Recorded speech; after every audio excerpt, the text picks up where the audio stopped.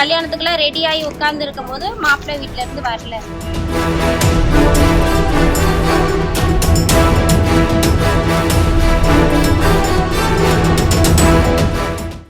நான் மேலப்பெருங்கல்ல இருந்து குஷியா காந்தி.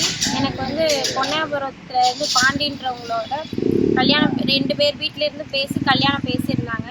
பேசி நாங்கள் எல்லா ஏற்பாடும் கல்யாணத்துக்கான எல்லா ஏற்பாடும் பண்ணி கடைசியில் அவங்க வந்து இந்த மாதிரி கொஞ்சம் லாஸ்ட்டாக பத்திரிக்கை கொடுத்து முடிக்க போகிற டைமில் வேணான்னு சொல்லிட்டாங்க. வேணான்னு சொன்ன உடனே வீட்டில் எல்லோரும் சேர்ந்து வச்சு பேசினாங்க. பேசி ஒரு வழிக்கு வந்து கடைசியில் கல்யாணம் பண்ணிக்கலாம் அப்படின்னு சொன்னாங்க. நாங்கள் எல்லோரும் போனதுக்கப்புறம் திருப்பி அவங்க வந்து போலீஸ் ஸ்டேஷனில் வந்து கம்ப்ளைண்ட் கொடுத்துட்டாங்க.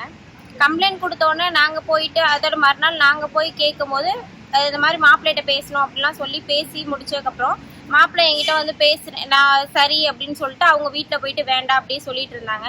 இந்த மாதிரி சொல்லிட்டு இருக்கவும் நான் போய் சொல்லிட்டேன், இந்த மாதிரி இல்லை இப்போ எனக்கு இந்த மாப்பிள்ளை வேண்டாம், நான் போய் கம்ப்ளைண்ட் கொடுக்குறேன் அப்படின்னு சொல்லிட்டு நான் போய் பேசி கம்ப்ளைண்ட் கொடுத்து போய் நாங்கள் எல்லோரும் பேசி மகளிர் ஸ்டேஷனில் கம்ப்ளைண்ட் கொடுத்து அவங்க வந்து பேசினாங்க. பேசி கேட்டு கடைசியில் 2 பேருக்கும் கல்யாணம் ஓகே அப்படின்னு சொல்லிட்டு எழுதி வாங்கிட்டு நாங்கள் சரி அடுத்து ஒரு நாள் தான் இருக்குன்ற போது நாங்கள் எல்லா ஏற்பாடும் கடைசியில் இருக்கிற மிச்ச ஏற்பாடும் பண்ணி முடிச்சுட்டு கல்யாணத்துக்குலாம் ரெடி ஆகி உட்கார்ந்து இருக்கும் போது மாப்பிள்ளை வீட்டிலேருந்து வரல. இன்னைக்கு தான் கல்யாணம். ஆனால் அவங்க சொல்லிட்டு வராமல் இருந்துட்டாங்க. வராமல் இருந்தவுடனே அப்பாவும் ஒரு மாதிரி மன உளைச்சலாகி வெளியே எங்கிட்ட போயிட்டாங்க. ஃபோனும் சுவிட்ச் ஆஃப்னு இருக்குது. இப்போ அலங்காரம்லாம் பண்ணி ரெடி ஆனதுக்கப்புறம் இப்போ சாப்பாடு எல்லாமே ரெடி பண்ணி எல்லாருமே வர ஆரம்பித்து எல்லோரும் என்னன்னு கேட்கும்போது இந்த மாதிரி இல்லைன்னு சொல்லிட்டு இப்போ வந்து போலீஸ் ஸ்டேஷனில் வந்து கம்ப்ளைண்ட் கொடுக்குறதுக்காக வந்திருக்கோம். ஆனால் அவங்க வந்து ரெஸ்பான்ஸ் வந்து கரெக்டாக பண்ணலை. அவங்க என்ன சொல்கிறாங்கன்னா இந்த மாதிரி அவங்க வந்து கொடுத்துருக்காங்க, நாங்கள் இப்போ இந்த ஓரளவுக்கு ப்ராசஸ் போயிட்டுருக்கு, அந்த மாதிரி எதுவுமே சொல்லாமல் நாங்கள் வாங்கி வச்சுருக்கோம், நாங்கள் தேடி தரோம், இல்லைன்னா நீங்கள் தேடி கொண்டு வாங்க அந்த மாதிரி சொல்கிறாங்க. செலவு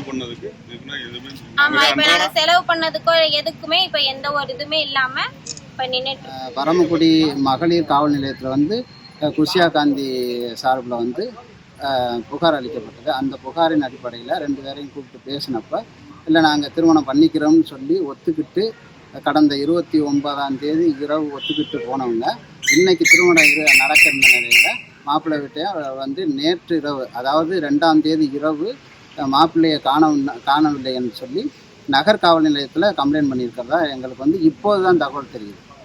இன்றைக்கி 3ஆம் தேதி தான் தகவல் தெரியுது. நாங்கள் எல்லா பெண் வீட்டாசர்வாக எல்லா ஏற்பாடும் செய்து பெண்ணையும் அலங்கரித்து இந்த ஆடுகள் வெட்டி வருகின்ற உறவினர்களுக்கு விருந்து ஏற்பாடும் செய்கின்ற நிலையில் திருமணம் செய்து கொள்ள வேண்டிய பாண்டி காணவில்லை என்றும் அவர் குடும்பத்தார் வந்து கம்ப்ளைண்ட் கொடுத்திருப்பதாகவும் நாங்கள் இந்த மாதிரி திருமணம் செய்து கொள்ள வரலை அப்படிங்கிற விஷயத்தை நாங்கள் புகாராக பதிவு பண்ணுறதுக்காக நகர் காவல் நிலையத்திலையும் மகளிர் காவல் நிலையத்திலையும் மாற்றி கேட்டதுக்கு 2 பேருமே புகார் வாங்க மறுத்ததோடு மாப்பிள்ளையை நாங்கள் வந்து தேடி பிடிச்சிட்டு தகவல் சொல்கிறோம்னு சொல்லி பொருந்தாத காரணங்களை சொல்லி தட்டி கழிக்கிறாங்க.